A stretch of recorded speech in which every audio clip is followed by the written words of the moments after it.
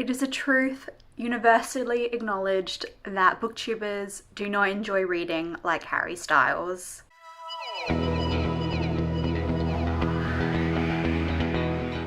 Hello fellow Earthlings, it's Libs, and today I'm going to be talking about the time I attempted to read like Harry Styles. I was going to do this video as a vlog, but when I looked at the footage I had about 5 minutes and I didn't really like the books all that much and hadn't really talked about them because they were either boring or really small, and that is a small cute dog outside. Oh. 5 minutes later. So I read 3 books that the internet told me Harry Styles has read and enjoyed. Outside of these 3, there's only one other book mentioned that I've read, and that is of course The Hunger Games, which I love, so I will give that. The Hunger Games, great. But for this, I read three books. I read In Watermelon Sugar, The White Album, and Notes on Camp. So I'll start with Notes on Camp because that was probably my favourite of these 3.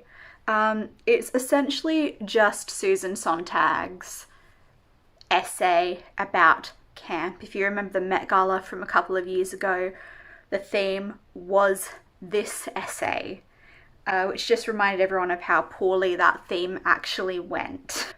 My issue is there's not really anything to say about this essay. I'd recommend you read it if you're studying culture or film or literature or even like architecture or design. I think it's a really useful essay to read, but I can't really comment on it, which added to the vlog not working at all. So I can see why Harry would be into this. It's just not so fantastic I can imagine recommending it to everyone, but it is what it is. It exists. It's a decent essay. Then I read The White Album, and it's not that I didn't like this collection of essays, it's just that I really liked the first one and the rest kind of didn't do it for me. It might just have been the mood I was in when I was reading this book. I just perhaps wasn't in the biggest mood for an essay collection. It's all about, I guess, being in Hollywood in the 60s and 70s.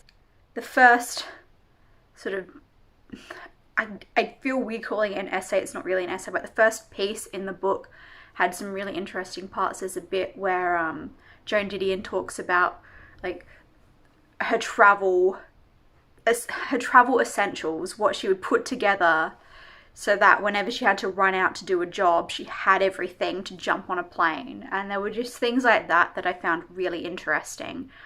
It's just that the rest of the book is kind of all over the place. It's jumping around to so many different things, and I just don't find it particularly memorable.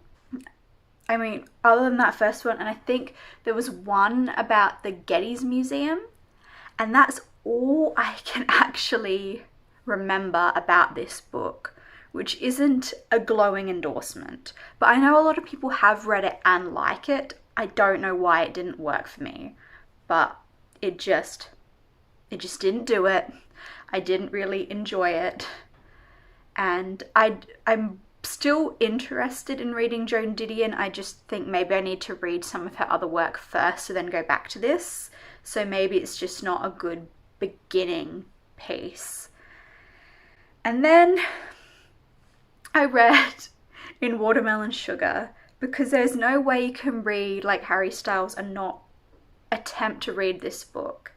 And it is shocking to me that a book this small is currently my least favourite book of the year. This is like a tiny dystopian book that was written in the 70s, I think. And trying to explain it is going to be one of the most difficult things I've ever had to attempt to do on camera. So there's this guy, and it's a place called Death, and there's this watermelon sugar syrup thing that exists and makes things taste sweet, and there's these fish underneath, and then there's this other place for forgotten things, and the people who guard the forgotten things kind of suck, and the main guy is interested in this woman who likes going to collect things from the place of forgotten things, and he finds that really weird, so he kind of just ditches her without telling her he's ditching her, and then starts going with this other woman, and then the guys from Death, and there's IHOP as well. No, that's not right. I don't remember. The guys from over here and the guys from over there don't like each other, and then they clash, and it's weird, and I don't know. I read this book twice because I didn't understand it, and I still don't understand it. It meant absolutely nothing to me. I didn't like it. The main guy was so annoying and whiny. And that is my thorough review of In Watermelon Sugar. So, this did not go well. I thought about maybe trying to read some other books, but just the general vibe everywhere seems to be not to. I really did want to read My Policeman though, but my library doesn't have a copy and I couldn't get my hands on it, so that's something I am still interested in reading. I know that people just generally seem to like it, have a good vibe with it, so I would read that, but these were kind of the only other books I was remotely interested in when I looked up the books he's recommended, so this did not go well. I'm learning that maybe I just shouldn't read books that famous men have recommended, because like I did Robert Pattinson and I wasn't really into that. I tried really hard to do Timothée Chalamet and I finished none of the books. I couldn't get through them. So I might have to stop trying to read like famous men for a while, because the reading taste and mine just aren't gelling very well.